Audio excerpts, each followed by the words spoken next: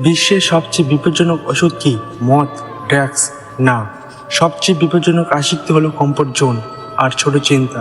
যখন সিংহ ভুলে যায় যে সে সিংহ, তখন সে শিকার করা ছেড়ে দেয়, গর্তে লুকে থাকে। একটি গল্প বলি। ইন্দ্র নামে এক শক্তিশালী দেবতা একবার শরীর বাস করতে শুরু করলেন। ধীরে ধীরে তিনি কাদা ময়লা গড়াগড়ি খেতে লাগলেন। কিন্তু সবচেয়ে ভয়ানক ব্যাপারটা কি জানেন? তিনি সেই নোংরা জীবন উপভোগ করতে শুরু করলেন। তিনি কাদার স্বাদ পছন্দ করে ফেললেন।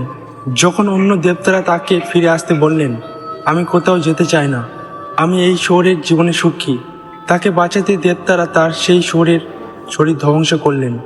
তখন গিয়ে ইন্দ্র ফিরে পেলেন নিজের আসল রূপ। কমফোর্ট জোন ধ্বংস করে দেয় মানুষকে, মানুষ সেই জীবনকে ভালোবেসে ফেলে। আজকে তরুণরা ইন্দ্রের মতো, তাদের আছে অপার ক্ষমতা, তারা রিল স্ক্রলিং এর কাদায় পড়ে যাচ্ছে। সবচেয়ে খারাপ হলো তারা সেই জীবন উপভোগ করছে।